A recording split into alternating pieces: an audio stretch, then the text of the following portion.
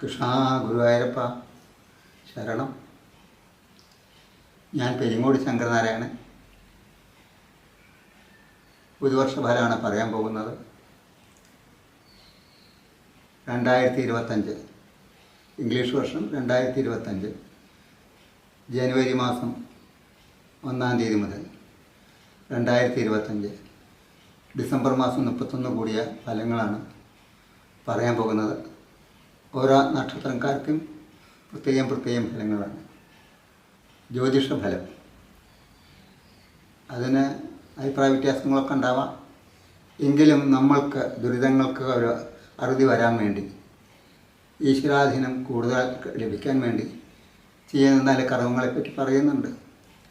ജന്മാന്തരകൃതം പാപം വ്യാധിരൂപേണ ജായതേ തൽശാന്തിരൗഷധ ജപ ഹോമാർച്ചനാദിപി എന്നൊരു പ്രമാണമുണ്ട്. പൂർവിക നമുക്ക് ഓരോരോ കാലഘട്ടത്ത് പൂർവികമായിട്ടും ചില ജന്മങ്ങൾ ഉണ്ടായിരുന്നു എന്നുള്ള വിശ്വാസമാണ്. ആ ജന്മത്തെ അല്ലെങ്കിൽ നമ്മൾ ഈ ജന്മത്തിൽ ചെയ്ത ദോഷകാര്യങ്ങൾക്ക് പരിഹാരമായിട്ട് ചെയ്യേണ്ട കാര്യങ്ങൾ പലതുമുണ്ട്. അത് ചെയ്തു കഴിഞ്ഞാൽ ആ ദോഷഫലങ്ങളെല്ലാം മാറി നല്ല ഫലങ്ങൾ നമുക്ക് ലഭിക്കും എന്നുള്ളതാണ് നമ്മുടെ വിശ്വാസം. അതിനനുസരിച്ചാണ് ആ ശ്ലോകം ഞാൻ ചൊല്ലിയത്.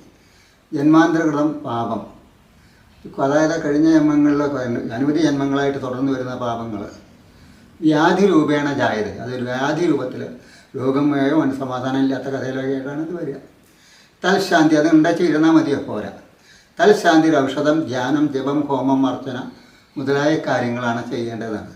അപ്പോൾ അതിനെന്ത് വേണം? ആ ശാന്തി കിട്ടാൻ വേണ്ടി ഔഷധം സേവിക്കുക. രോഗമെന്ന് ധ്യാനം, ഔഷധം ധ്യാനം, ജപം, ഹോമം, അർച്ചന മുതലായ കാര്യങ്ങൾ നടത്തുകയാണ് ചെയ്യേണ്ടത്. അപ്പോൾ അത് ചെയ്തു കഴിഞ്ഞാൽ ജന്മാന്തരങ്ങളായിട്ട് നമ്മൾ ചെയ്ത വല്ല പാപങ്ങളുണ്ടെങ്കിൽ അത് മുഴുവൻ പോവുകയും ഈ ജന്മത്തിലും പിന്നീട് വല്ല ജന്മങ്ങളുണ്ടെങ്കിൽ അതിലും നല്ല ഫലങ്ങൾ ലഭിക്കാൻ സാധിക്കുകയും ചെയ്യുമെന്നാണ് വിശ്വാസം.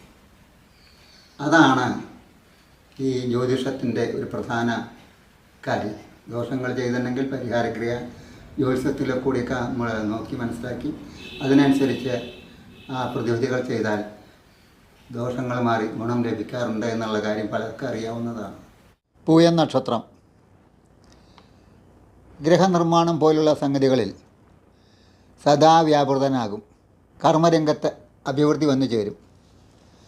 പൈതൃക സ്വത്തുക്കൾ വ്യവഹാര വിധി പ്രകാരം പൂർണ്ണമായി ലഭിക്കുന്നതാണ്. ആധ്യാത്മിക കാര്യങ്ങളിൽ വളരെയധികം ശ്രദ്ധാലുവായി ഇരിക്കും. ക്ഷേത്രത്തിലെ ആധ്യാത്മിക പ്രഭാഷണങ്ങളും പ്രത്യേക പൂജാദികളും ഒഴിവാക്കാതെ തന്നെ ക്ഷേത്രദർശനം അനിവാര്യമാകുന്നു. വാഹന അപകടങ്ങളിൽ നിന്ന് അത്ഭുതകരമായിട്ട് രക്ഷപ്പെടും.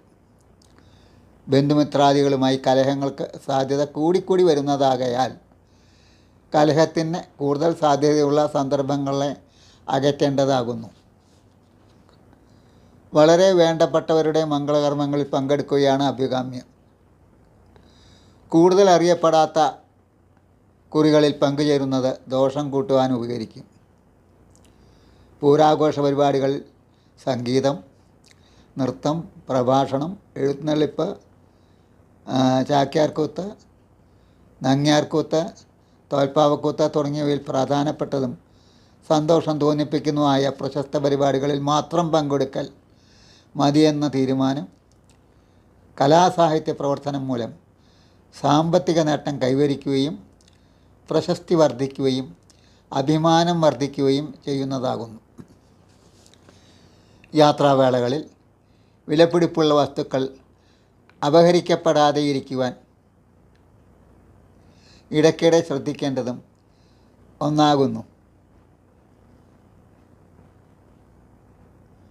യന്ത്രത്തകരാറ് മൂലം ധനനഷ്ടം, രാഷ്ട്രീയപരമായിട്ട് ഭരണമാറ്റം, മാധ്യമങ്ങളിൽ ശോഭിക്കൽ, സൗന്ദര്യ സംരക്ഷണത്തിനായിട്ട് നല്ല തുക ചെലവഴിക്കൽ, രാജബഹുമാനം, പാരിതോഷിക ലബ്ധി, പുതിയ നല്ല ജോലി ലഭിക്കൽ, അയൽപ്പക്കക്കാരുമായി അകൽച്ച, വിദേശ രാജ്യങ്ങൾ സന്ദർശിക്കൽ, ഉന്നത തലത്തിൽ വിരാജിക്കുന്ന മഹൽ വ്യക്തികളെ യാദൃച്ഛികമായി പരിചയപ്പെടാൻ ഇടവരൽ, വിശേഷ സ്ഥാനമാനപ്രാപ്തി, സുഖചികിത്സ നടത്തൽ, കുടുംബത്തിൽ ഭാഗം വയ്പ്പിനെ പറ്റിയുള്ള ആവശ്യകതയെപ്പറ്റി യോഗം ചേർന്ന് സംസാരിക്കുക, ശയന സൗഖ്യം അനുഭവപ്പെടൽ, ഹൃദ്രോഗം, പ്രമേഹം, വാതരോഗം എന്നിവ നിയന്ത്രണാതീതമായി വർദ്ധിക്കൽ, ശിശുക്കൾക്ക് കഫജ്വരം, മഞ്ഞപ്പിത്തം, അജീർണം, അപസ്മാരം, ഗ്രഹണി, വയറിളക്കം എന്നീ രോഗങ്ങൾ പിടിപെടാതിരിക്കുവാൻ പ്രത്യേകം ശ്രദ്ധിക്കണം.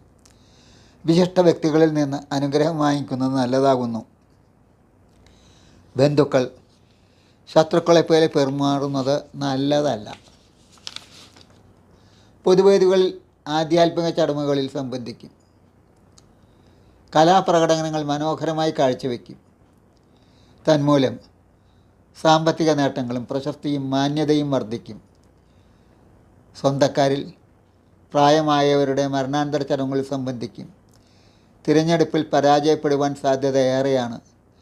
അധികരിച്ച ആഡംബരഭ്രമവും അധികരിച്ച ധനമോഹവും കൊണ്ട് എന്നും പ്രവർത്തന നിരതനാകും. രഹസ്യ പ്രവർത്തനങ്ങൾ പരസ്യമാകും. തന്മൂലം ജളുത്വം അനുഭവപ്പെടുകയും ചെയ്യും. വിദേശ ജോലിയുള്ളവർക്ക് തൊഴിൽ നഷ്ടപ്പെടുവാൻ സാധ്യത ഏറെയുള്ളതിനാൽ ഈശ്വരഭജനം അനിവാര്യമാകുന്നു. പ്രശസ്തരായ അയൽക്കാരുടെ വിവാഹ ചടങ്ങിൽ സകുടുംബം മാന്യമായി പങ്കെടുക്കുകയും ചെയ്യും. അതിഥി സൽക്കാരം നടത്തും. വിരുന്നുകാരിൽ നിന്ന് ശല്യമുണ്ടാകും. അപകടങ്ങളിൽ നിന്ന് അത്ഭുതകരമണം രക്ഷപ്പെടും. സംഘടനാ പ്രവർത്തനങ്ങൾക്കായിട്ട് അലയുന്നതാണ്. ആദായ നികുതി മുതലായ കാര്യങ്ങളിൽ സർക്കാരിൽ നിന്ന് പ്രതികൂലമായ നടപടികൾ പ്രതീക്ഷിക്കാം. വിലപിടിപ്പുള്ള ആധുനിക യന്ത്രസാമഗ്രികൾ വാങ്ങിക്കും. തെറ്റിപ്പിരിയാൻ പോകുന്ന ദാമ്പത്യം മധ്യസ്ഥരുടെ അഭിപ്രായം മാനിച്ച് ഒത്തുതീർപ്പാക്കി വിവാഹബന്ധം ശക്തിപ്പെടുത്തും. സജ്ജനമാന്യത ഏറെക്കുറെ ലഭിക്കും. ദോഷപരിഹാരങ്ങൾ: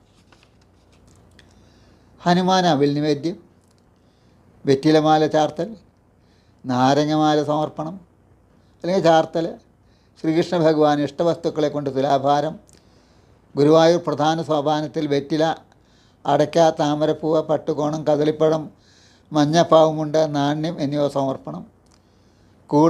കൂടാതെ ആൾരൂപം, സർപ്പപ്രതിമ, വാഹനപ്രതിമ, കണ്ണ്, തല, ഗ്രഹപ്രതിമ, പാദം, കൈ, രാധാകൃഷ്ണ പ്രതിമ, വെള്ളി കൊണ്ടുള്ള ചെവി, കാമധേനു പ്രതിമ, ശ്രീകൃഷ്ണ ഭഗവാന് പാൽപ്പായസം, ത്രിമധുരം, വെണ്ണ, മലർ നിവേദ്യം, അവിൽ നിവേദ്യം, ശനിയാഴ്ച വ്രതം, നീലവസ്ത്രധാരണം, വിഷ്ണു സഹസ്രനാമ ജപം, വിഷ്ണു ക്ഷേത്രത്തിൽ അതായത് ശ്രീകൃഷ്ണ ക്ഷേത്രത്തിൽ ശയന പ്രദർശനം പുരുഷന്മാർക്ക് മാത്രം, ഗണപതി ഹോമം, ദേവീക്ഷേത്രത്തിൽ പട്ടുപാവാട ചാർത്തൽ, ശ്രീ ഭദ്രകാളിക്ക് കുരുമുളക്, മഞ്ഞൾ ദ്രവ്യം, ചുവന്ന പട്ട് ചാർത്തൽ, കതിനവെടി വഴിപാട്, വാളും ചിലമ്പും സമർപ്പിക്കൽ, ദേവീ ഭാഗവത പാരായണം, അന്നദാനം, കാക്കയ്ക്ക് ഭക്ഷിക്കാൻ അരിവതറൽ, അക്ഷയതൃതീയ ദിവസം അന്നദാനം, വസ്ത്രദാനം, തൈലദാനം, ദ്രവ്യദാനം, പാതുകം, വിശറി, കൊട, വടി, ഓട്ടുകിണ്ടി, ഇളനീർ, പാൽ, പഴം, മാങ്ങ എന്നിവ ദാനം ചെയ്യൽ, സംഭാരം, പാനകം എന്നിവ കുടിക്കാൻ നൽകൽ,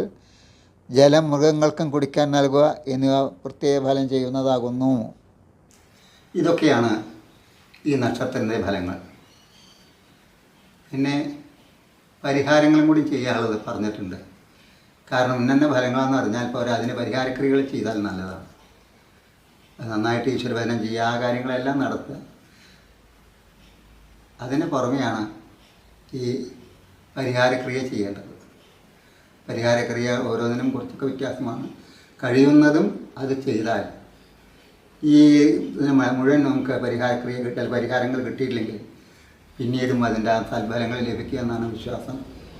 അതുകൊണ്ട് പരിഹാരക്രിയകൾ ചെയ്യേണ്ട ഭാഗം ഒഴിവാക്കേണ്ടതില്ല. അത് ചെയ്താൽ നമുക്ക് ദോഷങ്ങളെല്ലാം കുറയും എന്നുള്ള കാര്യം സംശയാധീനമാണ്. തീർച്ചയായിട്ടും അത് നമുക്ക് ചെയ്യാൻ കഴിയുന്ന കാര്യമാണ്.